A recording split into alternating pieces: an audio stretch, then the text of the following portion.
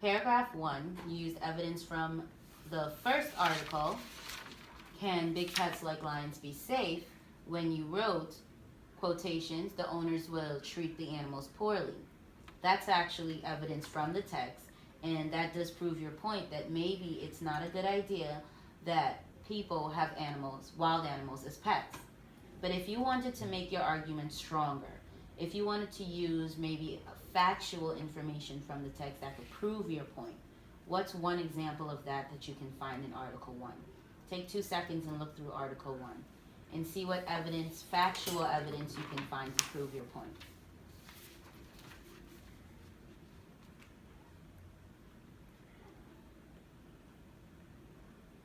If someone said to you, well, what are some examples of animals being wild or people treating animals badly from the article that could prove what you're saying is true, that we should be against people having big pets like lions? Some experts say that people cannot take care of these animals. Well, some experts do say that, but what's some actual evidence from the experts? In what part of the article might it say something that could make you think like, whoa, maybe people really shouldn't have pets if these are the ways that they might act?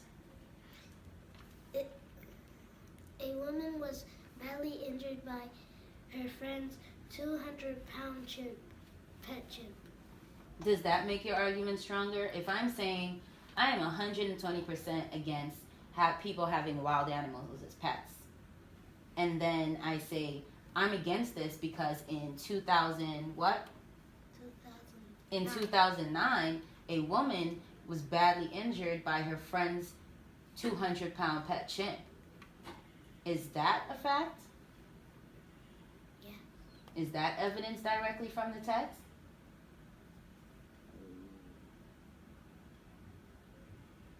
Are you reading it directly from the text? So if you were to put that in your writing to say, I am all against people having big pets like lions, wolves, bears, and tigers. They may hurt you or kill you. The owners sometimes will put the animals in cages. It states in the article, Can Big Pets Like Lions Be Safe? The owners will treat the animals poorly. Great. This is a wonderful introduction. But then I need something that's going to blow the reader's mind.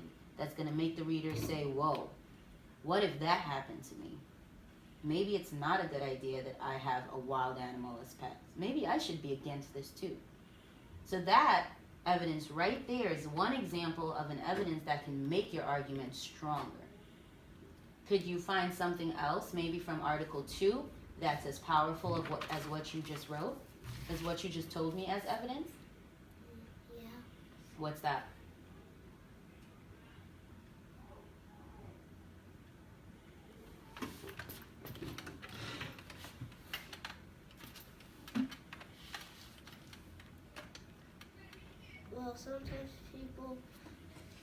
Sometimes people abandon pets because they buy them without knowing the work that goes into caring for them. Excellent. Sometimes people do abandon pets without knowing the work that goes into caring for them. And why? How do we know that that bit of evidence is going to make your argument stronger? I think it's going to make it stronger because it tells you what some owners do and what they shouldn't. That's very true. So can I show you something that could help you as you are making your third edits? Yeah. So I have this graphic organizer. It's called Evidence Analysis Graphic Organizer.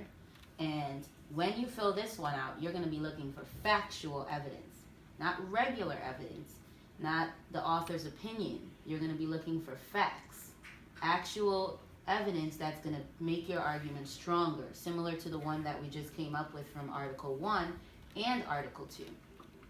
So what I'm going to ask you to do to try to help you with making this piece more powerful is identify the evidence from both texts. I am against people having wild animals as pets. The evidence to support my point is. So what are maybe two evidence from each article that can prove your point? Not the author's opinion, but actual factual evidence from the article. Does that make sense? Okay.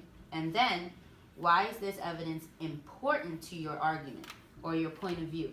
So if you're going to say, in 2009, a woman was badly injured by her pet, her 200-pound, that's a pretty heavy pet, don't you think?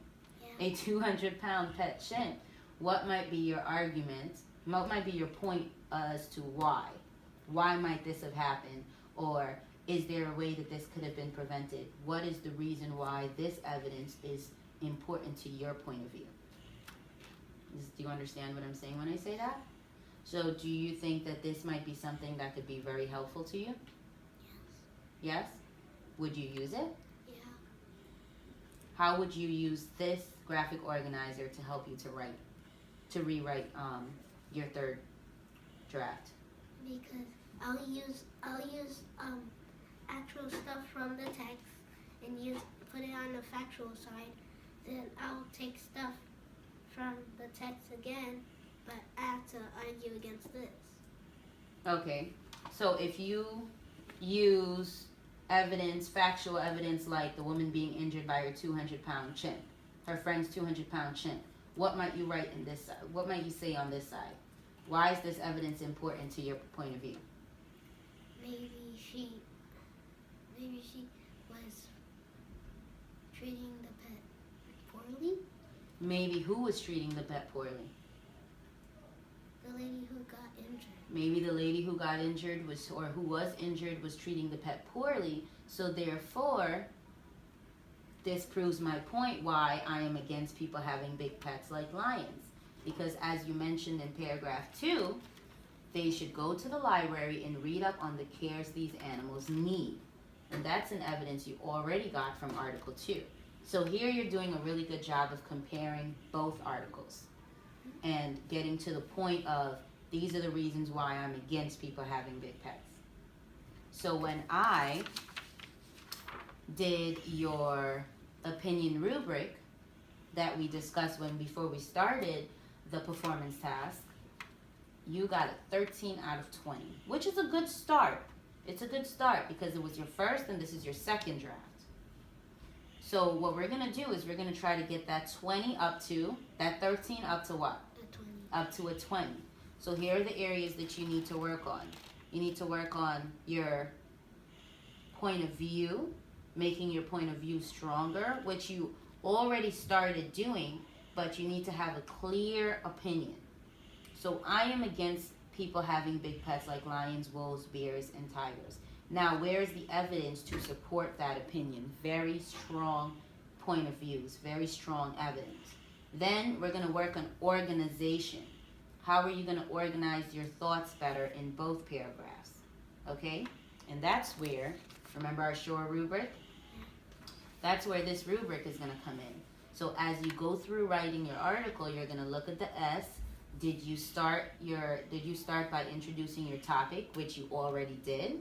Did you use linking words or phrases, which is something that we're going to work on? You did when you said, I'm also against, or when you said in the interview, Mr. Ben David, so what you're doing is you're jumping from one idea to another and it's transitioning well. But we need to add in more signal phrases or signal words that could help, or linking phrases such as for example. Okay? Then we're going to do our review, and then you are going to finally make your revisions and look at your edits and look at what you need to change. Does that make sense? Yes. Excellent. So I really think that the shore rubric and the organizer is going to help you. Do you think that it will be a good idea for you to get started on this first and then jump into making your revisions? Yes. I think I should do this first. What is this? Evidence. The evidence graphic organizer. Yes, the evidence graphic organizer.